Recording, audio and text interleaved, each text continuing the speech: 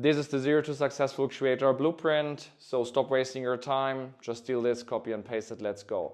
We look at the classical Eisenhower matrix, which has 2 dimensions: urgent, not urgent, important, not important. The thing with that is it's not so easy for the creators because number 1, you're by yourself, and number 2, how does this connect to your business? So let's do that actually and double click on that. First thing, if it's important and urgent, I would do it in your creator business the first thing in the morning. You get up, you maybe do your routine, but the moment when you go into work, you're in the flow and you crush through this thing until it's done. Maybe set a deadline, which is lunch, and you have to finish it by lunch, the very latest. There's no negotiation. You finish it by then, the latest. Then, not urgent, but important. Do it on the weekend, do it on a full day, maybe do it in nature. This is important, right? It's not like, okay, let's do it some other time. The thing why I say weekend is interesting is because these are so important questions or topics that you need a different setting in order to nail them and crush them. For that reason, if you're out and about in the nature, or you have the weekend, or you have a full day blocked and you also do something creative and you're playful, that's when these important questions are perfect to tackle. Good. Next, urgent, not important.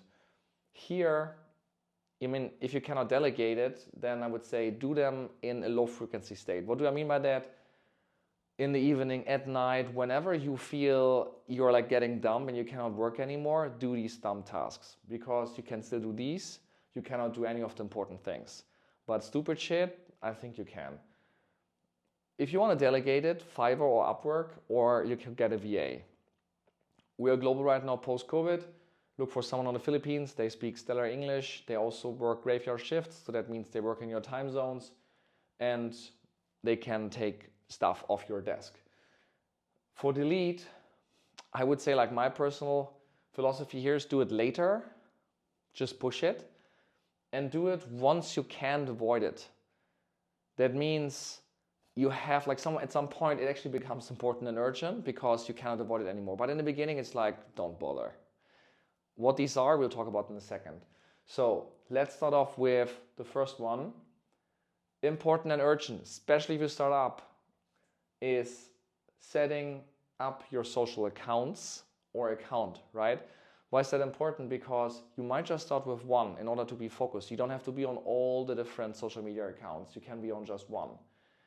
Then you want to speak to prospects. You might not even know who these prospects are, but it's important to speak to people out there.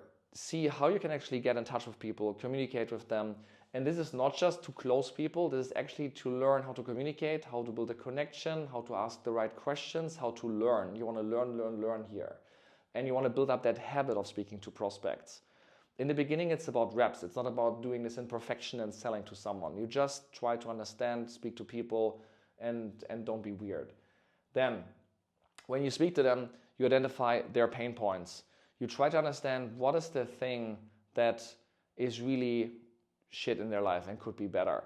And then, of course, in your head, you try to connect that to what is it that you can offer, what you're good at, what they might pay for in the future, and what they need, right? And the Venn diagram of this, so the common denominator will then ultimately be your product. And instead of building your first product, you start with the first pancake. So that means something super simple. It doesn't have to be a course. It doesn't have to even be a video lesson. It doesn't have to be nothing. It's literally just selling your time for money. It's hey, you have this problem. I've done this and that. It's because you're good at, right? And I could help you with this. And I do it, maybe even you do something which is an irresistible offer where the offer is so good that they cannot not do it. So, for example, hey, I do it for free, and then if it really, for example, creates revenue in your business, we can then, you just tell me what you think it's worth and you just pay me. It doesn't matter at the beginning if you're getting paid or not. It's more important that you really learn what the problems are and how to solve them. You will then get testimonials out of that, and with these testimonials you can then later build a product, move from selling time for money to selling product for money, increase your price points and automate and so on and so forth. But in the beginning, that doesn't matter. So just deliver value, and focus on delivering value. Good. Similar, do 100 posts. Why is that important? because out there, no one cares about your content, especially when you start out. So if you do 100 posts, you're getting into the reps, into the training, what it actually takes to post out there and how to create the quantity and then also the quality. In the beginning, it will suck. No one will care. No one bothers. It's about you and you getting into the habit of posting consistently. If you don't do the reps and you do like 1 post a week, you're not going to get there. In the current times, the best people out there, they do 300 to 1,000 content pieces across accounts per week. 300 to 1,000. Think about it, right? Like if you do 5 posts, it feels like a ton for you. It's still like nothing compared to what the best people out there are doing. But you will only get there if you start with that. You then see what you can do quicker, what will feel easy for you, what are the right formats, and so on and so forth. So do 100 posts. Then you want to hunt for emotion and engagement. What does that mean? In your conversations with your prospects, with your people, even in the comments that you engage with on other accounts, doesn't matter. Look for what engages people and what is it where you have fun engaging with. Because ultimately, engagement means that something that is of value to them, they engage on it, it's something that is in there and it's important to them, and that elicits also emotion in them. And that is a good indicator that there might be something where you can actually solve something in the market that is worth a lot. So that's what you want to look for.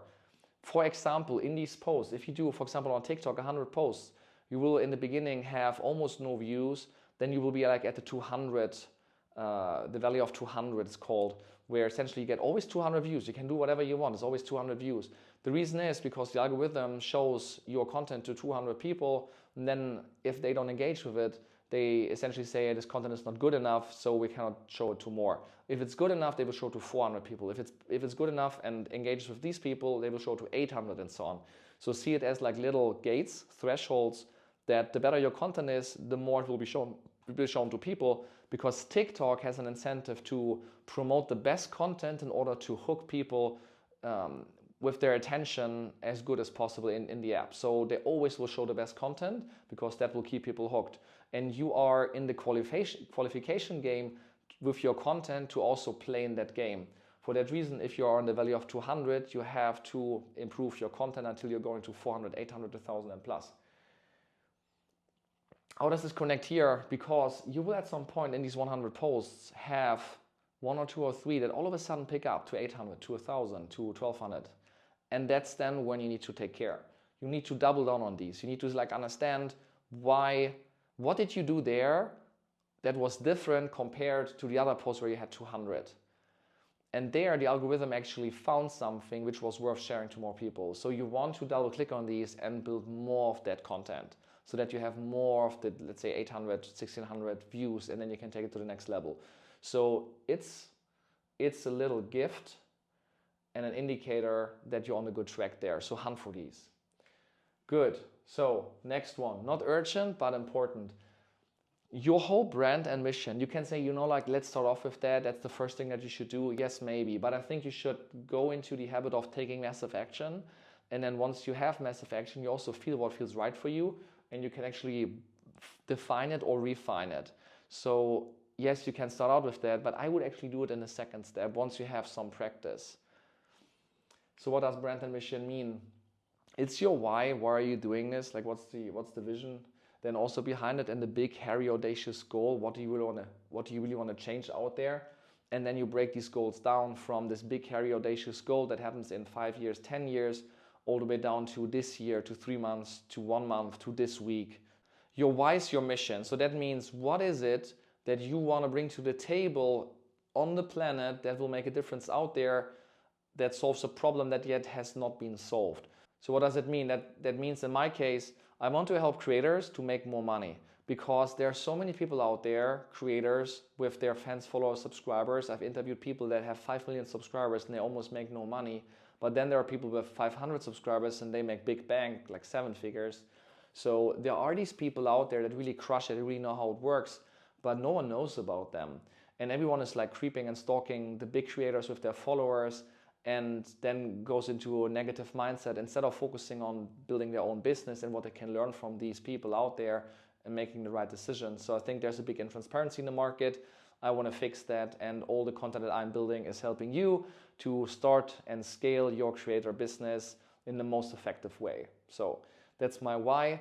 I think with that, we can have a much more beautiful planet where we have so many individuals out there, so many creators that bring something unique to the table, and that gives me and also my family and my kids at some point the opportunity to learn from the best and brightest people out there in whatever is interesting for them. And I think this is so much more raw and unique and cool than going to some dusted old college or university with people that live in the 20th century. So for that reason, I think it needs to change, and I'm going to do it. That's my why. Then on the vision side, right? Like this is then now more specific.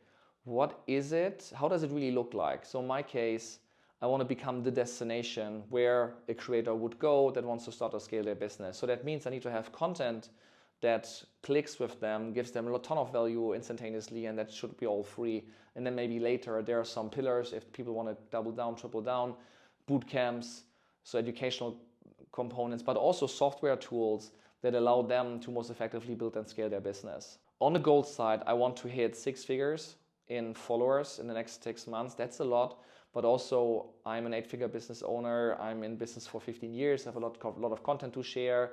We have a quite good email list. So I think there's a chance that on one of the accounts, it can actually pick up with our content and we can hit that. But it's definitely a big, hairy, audacious goal. It's a stretch goal. Usually these are like much further down the road, but I want to like get first traction quickly. I of course know that I maybe have to do it for a couple of years, but why not like being ambitious in the beginning? And ultimately it's success or learning. So I think it's going to be fine. So the next one solves for that. What are you known for? What do you solve in the market, and how are you different? And these should be very simple sentences on what you stand for. And that will also give you, not just the audience, clarity on what you stand for. And any piece of content, anything that you produce, it will just provide you with clarity and focus. And with that, you can actually grow quicker. So if you have these, the better you have these clear and the better they are perceived by the market, the more and easier it will feel to actually get off the ground. Then, and only then, you should look at your bio again. Yes, of course, you have maybe set it up over here, I get it, but be 100% clear. How to make money on social media in less than 12 months, or how to hit 100K on with social media, how to sell, like this is something that I would be interested in.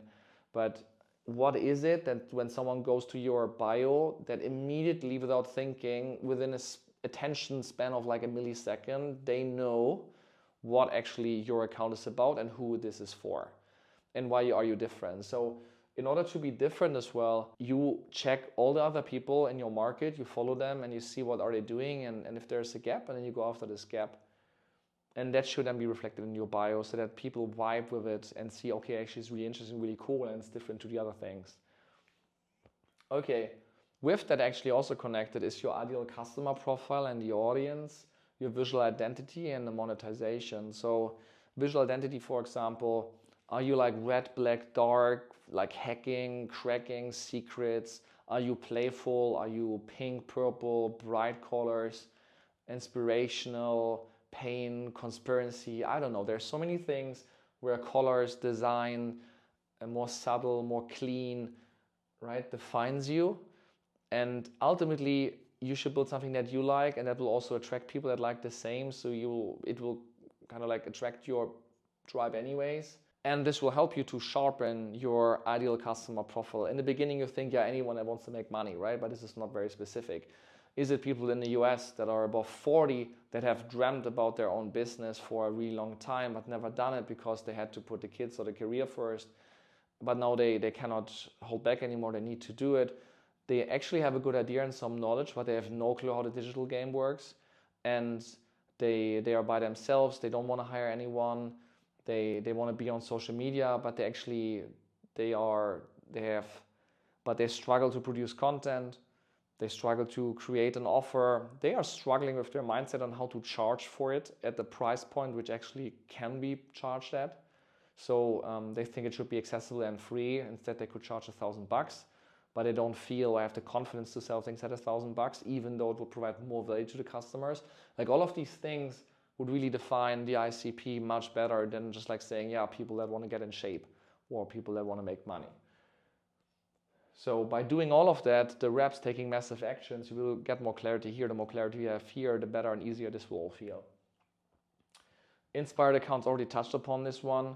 So you want to look at accounts that inspire you. To give an idea, right? Let's say the biggest accounts out there that are crushing it right now, Hormozy, for example, or Williamson, Modern Wisdom, or Diary of a CEO, right?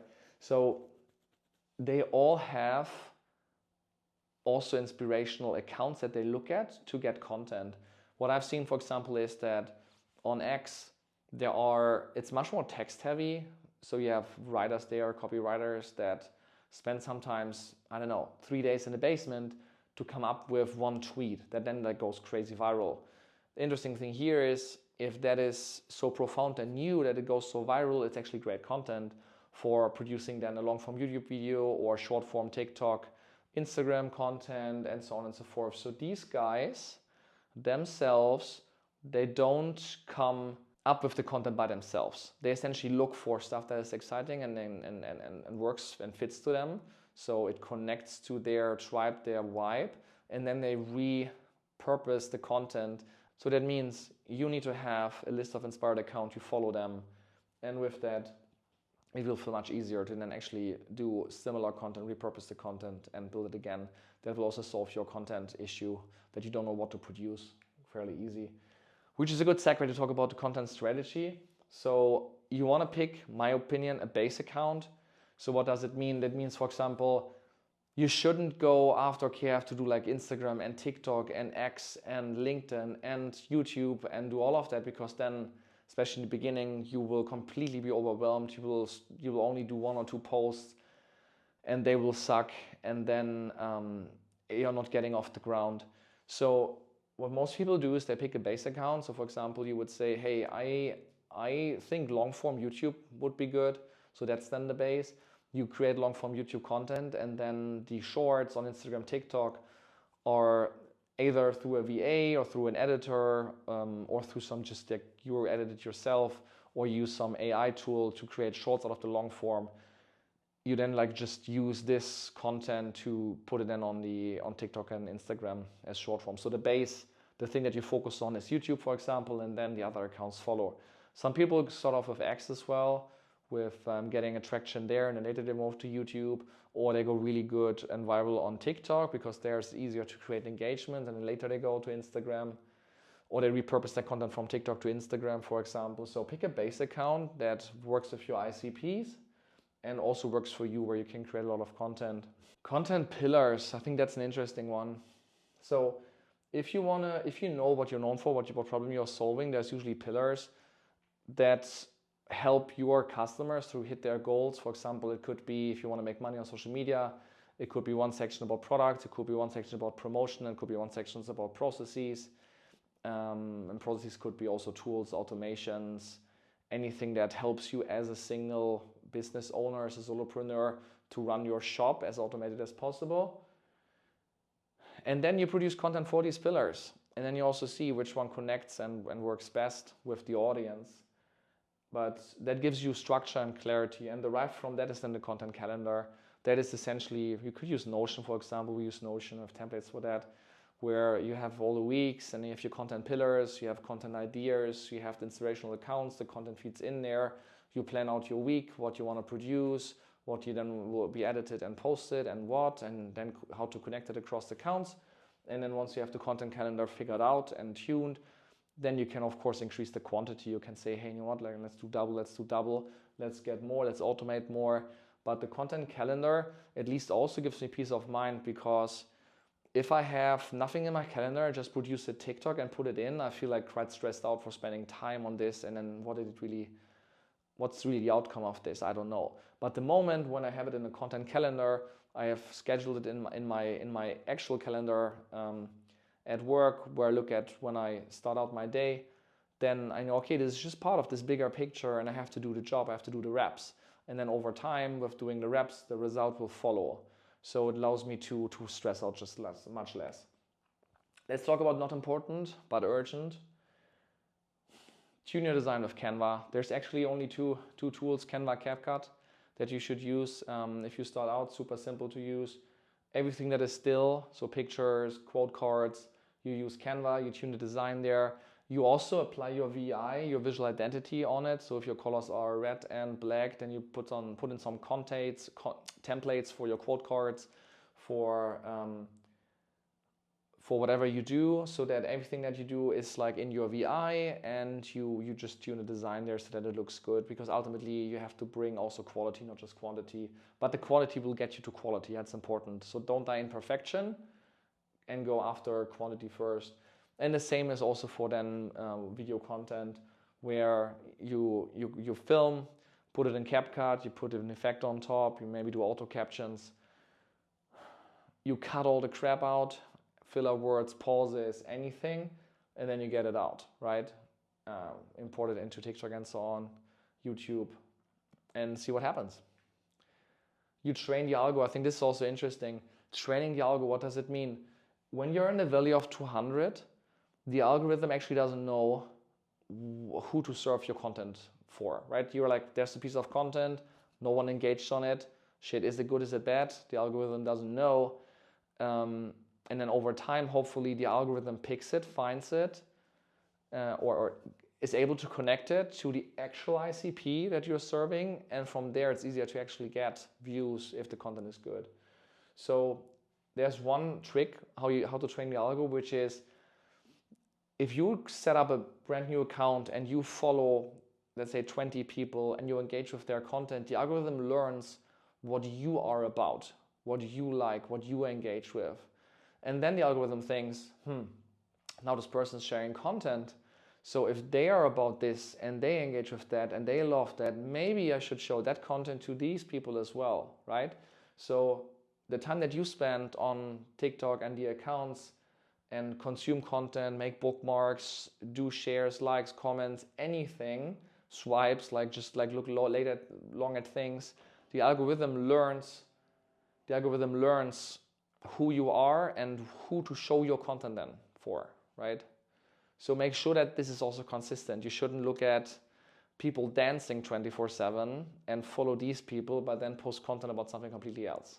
That at least would like confuse the algorithm, because the algorithm thinks that you are dancing as well. Once everything is connected, the algorithm knows who your customers are for, then maybe it's less intense. But in the beginning, I would like train the algorithm in order to make it easier for the algorithm to find your people. Good. So what you should not do, because it's not urgent, not important, what you should do later. So once you can avoid it, set up Stripe. You know, if no one is going to say, hey, let's do it, where can I wire you 5K or 1K? It's just an overwhelm to have Stripe ready and like just sitting there. And the same goes for your LLC. Making the first dollar and getting there is such a journey. And if you make the first dollar just like by PayPal or whatever, privately, I don't know, who cares? That's completely okay. You should set up like all of these things once you see a path to revenue where you know that like it's definitely guaranteed that there will be 4 figures coming, 5 figures coming repetitively. Then you should set up this whole stuff professionally, your checkouts, your legal setup, and so on and so forth. But don't bother about it right now. Just don't do it. But at some point, it will move up here, but not now. So this is the 0 to Successful Creator Blueprint. I hope you enjoyed it and you stop wasting time. You're more effective. Just steal it, copy, paste it. Let me know if you have any questions. I'm super excited to do another video, to engage with you. Let me know what you think. Thanks. And if you enjoyed this, follow, subscribe. I would love that. Thank you.